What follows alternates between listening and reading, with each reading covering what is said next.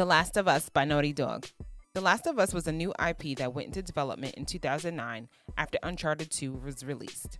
The game follows the main character Joel, who lost his daughter, who is tasked to get Ellie across the US. The game took 5 years to finish and has been called the best game of the PS3 generation. How do we feel about it though? Here's our honest review of The Last of Us by Naughty Dog. All right, y'all, The Last of Us by Naughty Dog, man. This game I originally got on the PS3. It was kind of like the swan song of the PS3, and then a couple months later they remastered it to nobody's surprise. How do you feel about the album artwork of the album artwork? The game the game artwork for this. It's still one of my favorite game artworks of all time, just because of the simplicity of it. I love the shot of Joel and Elle and how it has the buildings in the background, and I just really love the big Last of Us text. So it's always been one of my favorite covers. Yeah, well, the original cover is really dope with the buildings in the background and everything as well. I also like the remastered version cover where they're kind of like, kind of got a little bit more angrier faces. But either way, it just sets the tone for what you're about to get into. Yeah.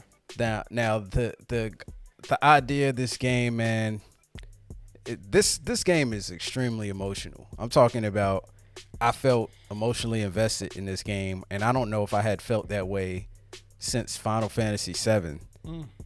When The Last of Us came out. I don't know if you agree. I don't remember when's the last game I have been invested heavily into about how the story was going, where I actually cared about the people. I mean, in this genre, I would say this has been the most I've been invested, because there've been a lot of like outbreak zombie-ish type of games where it's just follows the same formula, and you know what to expect: a jump scare, somebody dies, this and that. But I guess you say with this horror-ish kind of genre, this was the first time in a while that I really got invested in the characters because of how original they were. Yeah, because if Leon would have died while I'm playing Resident Evil, I wouldn't even care. Exactly. I just keep playing. Right. Like, oh, they died. As long as it ain't me, keep running. But yeah, The Last of Us, they nailed it, man. First of all, the highlights for this game. I'm gonna just try to pick 3. Like I said, try. But first of all, I just want to talk about the acting. The acting on this game is A1, is extremely emotional. If you watch the motion capture of some of this acting in this game, it was phenomenal. They got the balls all over them as they're acting out these scenes. They really acted this stuff out in real life, y'all. It looks dope, especially when you're looking at the remastered version. Everything looks so clean. They upgraded everything. It looks like it's running at a way crisper frame rate. This joint just looks immaculate.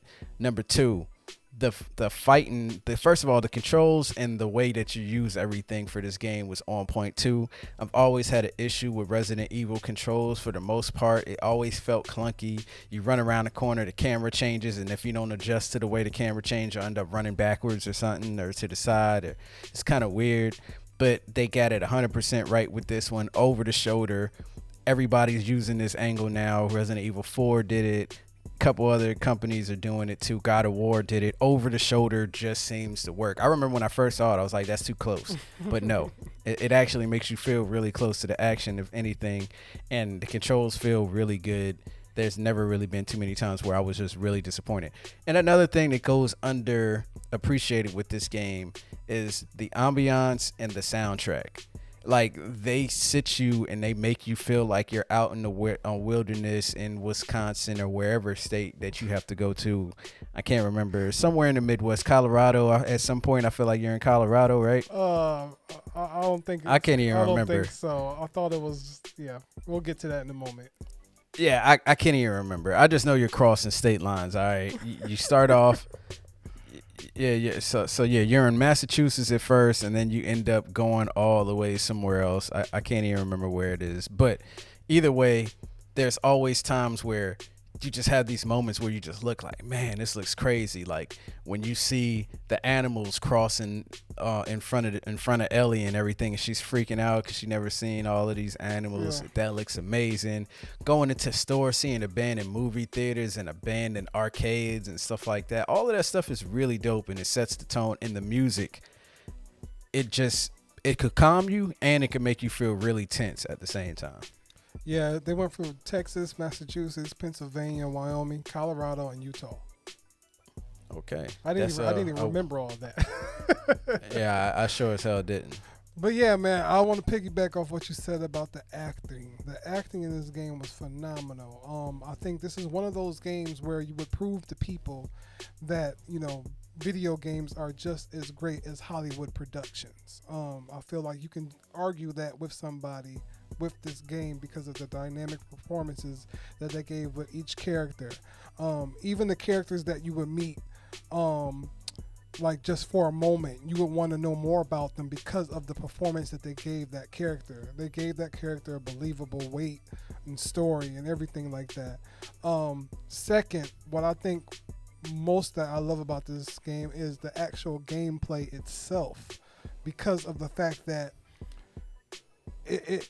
this could have been like any other kind of horror game where you just shoot to kill, blah blah blah blah blah. But no, this game made it feel like it was an actual apocalypse when it comes to what materials that you have to use. You really had to go through, especially if you're playing the game on hard, you really had to go through the game conserving what you had. You couldn't just go guns blazing. You couldn't just, use all the healing and bandages and everything that you had. You really had to make each encounter like it was your last. And I really love Sometimes that. you couldn't even kill certain enemies because you didn't have enough ammo. Exactly. And I think that's what made this game such a successful game gameplay wise, because it was so strategic to the point where you're like, before you go into every area, you're like, okay, what do I got? All right, how do I'm going to assess this situation and everything like that. And just how you can use the throwable items to distract people and everything like that. Like, there were so many things you could do that would just literally make it turn into a whole nother game. Man, it's just crazy. And third, I really love the ambiance, as you said, with the sound effects and everything. The game would have been nothing without sound, especially if you're playing with headphones or something like that. You can literally hear everything to the T, and especially those parts where you have to be really, really quiet and everything like that. Like, this game's sound was phenomenal. I don't know how the time it took to do all the sound effects in this would have been, but crazy. But yeah. Low lights, man. Look, my low lights are stuff that they actually fix now, things that they're fixing in the sequel. But it was times like, I wish, and don't get me wrong, they fixed a little bit of it in the DLC that dropped as well. The fact that you couldn't pit a lot of people up against the damn zombies or whatnot, the clickers and stuff like that. It would have been cool if you could have, had more interactions where you could have them take each other out. But they did that in the sequel, Left Behind. You could do that, and they're doing it in part 2. They're getting add some more stuff like that. And aside from that, I can't really think of anything, because everything else with this game was phenomenal. I was blown away when I played this, and even beating it on hard, it was actually really challenging. They didn't tell you anything. They gave you nothing. There were times where you would get like a bullet. You see a thing of bullets, you're like, oh man, yes, and then you go get it. It's like one bullet. You're like, bruh. Yeah. I really don't have no lowlights of this game, because even when I think back on it, like, from a technical standpoint, they really made sure that this game got the polish it needed and deserved. And even with the remaster, I never finished the remastered playthrough, because I played it twice on the PS3. And then when the remaster came, I just got it just because I loved the game. But just my small time with the game, I was just like, man, I couldn't believe they polished it even more with the remaster version. So I'm ecstatic to see how the next one will look from a technical standpoint, because I think that's really, why they got this game like it was, because they perfected it to a T. final thoughts. I feel like this game is amazing. If you have not played it, I don't know how to explain to you what you're missing out on. You're missing out on possibly one of the best PS4 games. I mean, it's a remake. It's definitely the best game, in my opinion, that was on the PS3. Arguably one of the best games that's on the PS4 in its upgraded state. The graphics actually really look updated. The game looks way more updated. It looks really good. And I think you should take the time to play this, even if you don't play horror survival games. Like, that's not even my type of game. Like I say all the time, I retired from Resident Evil. 1, because I thought it was corny after a while. 2, because it just didn't do anything for me anymore. But like we said, there's so many flaws with Resident Evil. You never care about the characters, none of that stuff. But this game broke the mold. You feel for Ellie, you feel for Joel, you feel some type of way when one of them's missing. There's things that happen to both of the characters where, like, you're sitting on the edge of your seat. I remember my wife was watching me play that whole scene with Ellie trying to inside of that burning restaurant with the guy. And like she was like freaking out watching me play that scene. Yeah. Like, and I never forget that. And anytime a video game can do that, is doing something really special. And I feel like everybody needs to experience that. Yeah, man, this is definitely a game for a generation, for real, and for beyond. I think that storytelling has become the staple of this generation when it comes to video games, and I feel like when you talk about storytelling, you need to include Last of Us, and when you include gameplay as well. Think about Naughty Dog and how intricate their development process has been when it comes to game. I mean, they literally have an animation for everything, almost everything in this game. Like, I really love how, like, you know, the animations of the game differed on, like, when you're trying to knock out somebody from a specific angle, or you're running up behind somebody. Every animation had weight to it. So this game is literally nearly flawless, and I feel like, you know, this is going to be one of those games everybody going to look back and just be like, wow.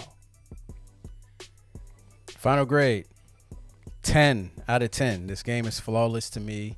I know I had a couple down points, but like I said, that none of that ever hampers your ability to play the game, your desire to want to play the game.